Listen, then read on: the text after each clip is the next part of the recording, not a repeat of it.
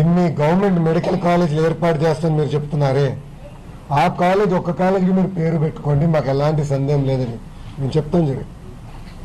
కానీ ఎందుకో ఈ సైకో ప్రసక్తే లేదు, నేను అనుకుంది జరగాలని అసలు క్యాబినెట్ మీటింగ్ రహస్యంగా పెట్టి, అది ఆన్లైన్ మీటింగ్ జరిగిందా లేదంటే కాగితం పైన ఊకే నామమాత్రంగా మీటింగ్ జరిగినట్టు చేశారా, లేదంటే ఏ ఆత్మతో ఈయన మాట్లాడాడో దేవుడికి తెలియాలా, ఏ ఆత్మతో మాట్లాడి ఏ ఆత్మ అని చెప్పిందో ఎన్టీఆర్ పేరు తీసేయి వైఎస్ఆర్ పెట్టండి అంటే ఎంత రహస్యంగా చేశారో ఒక్కసారి ప్రజలందరూ ఆలోచించారు. చెప్తున్నారే ఇన్ని గవర్నమెంట్ మెడికల్ కాలేజీలు ఏర్పాటు చేస్తామని మీరు చెప్తున్నారే, ఆ కాలేజ్ ఒక్క కాలేజీకి మీరు పేరు పెట్టుకోండి, మాకు ఎలాంటి సందేహం లేదని మేము చెప్తాం జరిగింది.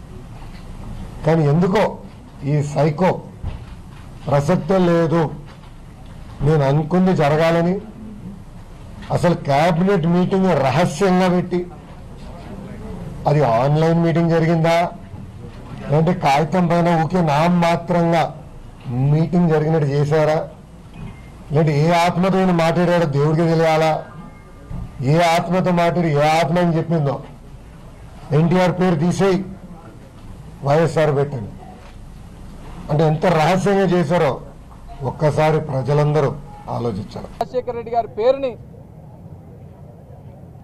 ఎక్కడా కూడా కనబడకుండా చేయాలనేటువంటి వారి తాపత్రయం గడిచినటువంటి 9 మాసాలుగా చూసాం. 2024 జూన్లో వారు అధికారంలోకి రావడమే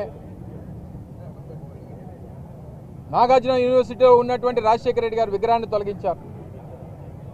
బాపట్లలో అయితే రాజశేఖర రెడ్డి గారి విగ్రహానికి ఏకంగా నిప్పు పెట్టారు.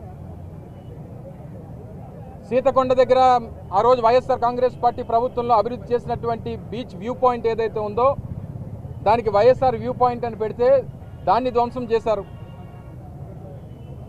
ఇక అనేక పథకాలకి, ఆరోగ్యశ్రీ పథకానికి కానీ ఇతరితరగా ఆ రోజు మా హయాంలో వచ్చినటువంటి రైతు భరోసా కేంద్రాలకు కానీ వీటన్నిటిని కూడా పేర్లు తొలగించినటువంటి సందర్భాలు చూసాం. చివరికి ఇది ప్రభుత్వం ఆధీనంలో లేకపోయినా ఆంధ్ర క్రికెట్ అసోసియేషన్ ఆధ్వర్యంలో, బీసీసీ ఆధ్వర్యంలో ఉన్నటువంటి ఇంటర్నేషనల్ స్టేడియంకి మీరు చూస్తే ఆ ఇంటర్నేషనల్ టికెట్స్ కూడా ఏదైతే టికెట్స్ ఇష్యూ చేసినప్పుడు కానీ లేదా మొన్న రీసెంట్గా రేపు 24న జరగబోతున్నటువంటి ఐపీఎల్ మ్యాచెస్లో సంబంధించినటువంటి టికెట్లు ఇష్యూ చేసినప్పుడు కానీ దాని మీద కూడా వైఎస్ఆర్ స్టేడియం అనే మెన్షన్ చేశారు. తీరా ఈరోజు మీరు చూడండి, అక్కడ నూతనంగా ఒక ఆర్చ్ని నిర్మించారు. అలాగే స్టేడియంకి సంబంధించినటువంటి ఫసాడ్ కూడా నూతనంగా నిర్మాణం చేశారు. ఈ గేటు కూడా పూర్వం నుంచి ఆర్వీవీకే ప్రసాద్ గారి పేరిట మెయిన్ ఎంట్రన్స్ గేట్గా దానికి నామకరణం ఉంది. మరి దాన్ని ప్రసాద్ గారి పేరు పెద్దలు ఆర్వీవీకే ప్రసాద్ గారి పేరుని కొనసాగించారు. పైన ఉన్నటువంటి డాక్టర్ వైఎస్ఆర్ పేరుని మాత్రం పూర్తిగా తొలగించినటువంటి విషయాన్ని ఇక్కడ నేరుగా మీకు కనబడతా ఉంది, ఇక్కడ కనబడతా ఉంది. ఆ పైన ఉన్నటువంటి స్టేడియం పైన ఉన్నటువంటి ఆ నేమింగ్ చేసినప్పుడు కూడా ఆ ఫసాడ్లో కూడా కేవలం ఏసీఏ వీడీసీఏ ఇంటర్నేషనల్ స్టేడియం అని చెప్పి, క్రికెట్ స్టేడియం అని చెప్పి మెన్షన్ చేశారు తప్ప రాజశేఖర రెడ్డి గారి పేరుని ఎక్కడా కూడా వారు మెన్షన్ చేయడం కానీ వారు ఎక్కడ వారి పేరు రాయడం కానీ లేదు.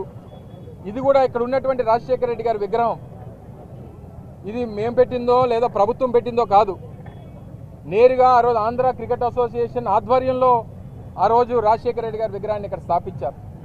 దానికి ఎంట్రీ గేట్ కూడా మీరు చూసుంటారు. ఇప్పుడు మేము పూలదండ వేయడానికి వెళ్ళినప్పుడు కూడా స్టేడియం లోపలికి వెళ్ళి దానికి ఎంట్రన్స్ ఉందనేటువంటి విషయాన్ని కూడా మీరు అందరూ కూడా గమనించారు.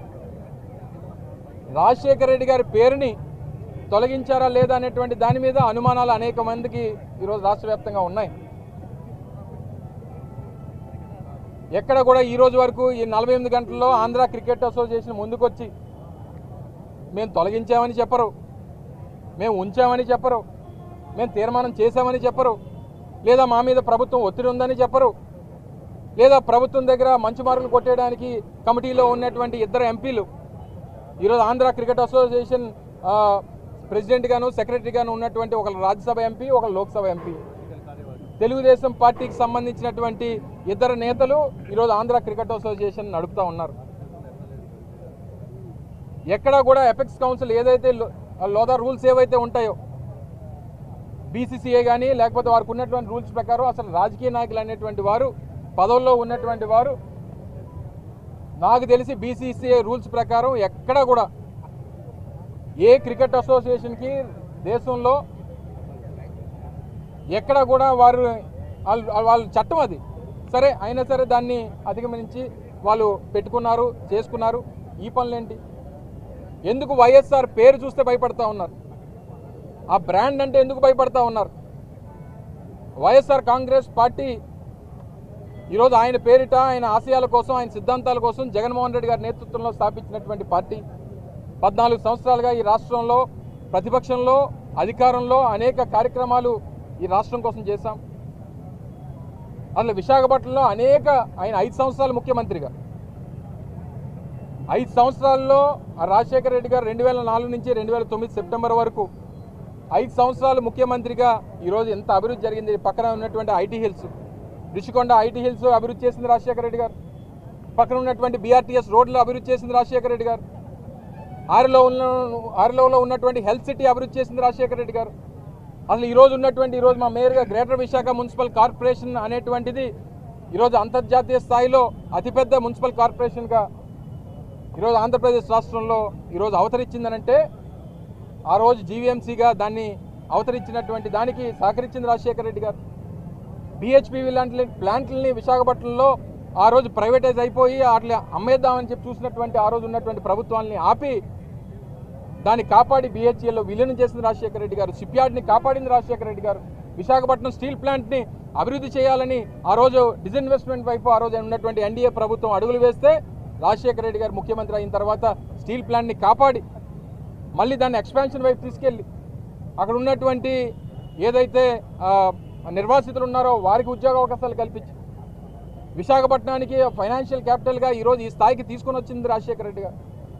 ఈరోజు ఈ ప్రాంతానికి ఇన్ని కార్యక్రమాలు చేసినటువంటి రాజశేఖర రెడ్డి గారి పేరుని ఆ రోజు గుర్తించి ఆంధ్ర క్రికెట్ అసోసియేషన్ వారి పేరుని ఇంటర్నేషనల్ స్టేడియంకి పెడితే మీకు ఏంటి అభ్యంతరం? ఈరోజు మీకు ఏ ఇబ్బంది వచ్చింది? మీకు ఎలాగా పేర్లు పెట్టడం ఇష్టం ఉండదు. మీ నాయకుడు ఆ రోజు ఎన్టీ రామారావు గారి పేరు జగన్మోహన్ రెడ్డి గారు ముఖ్యమంత్రిగా ఉండగా ఆ రోజు కొత్తగా జిల్లాలు ఏర్పాటు అయినప్పుడు రాష్ట్రంలో నూతనంగా మరో 13 జిల్లాలు అవతరిస్తుంటే ఎన్టీ రామారావు గారు పుట్టి పెరిగినటువంటి ఆయన జిల్లా కృష్ణా జిల్లాలో ఒక జిల్లాకి వారి పేరు పెట్టాలని చెప్పి ఎన్టీఆర్ జిల్లాని స్థాపించింది జగన్మోహన్ రెడ్డి గారు. 4 సార్లు ముఖ్యమంత్రిగా పనిచేశారు చంద్రబాబు నాయుడు. ఏ రోజన్నా ఎన్టీ రామారావు గారి పేరు ఒక జిల్లాకు పెట్టాలనేటువంటి ప్రయత్నం ఏ రోజైనా చేశారా? వారు ముఖ్యమంత్రిగా ఉన్నప్పుడే కదా వారు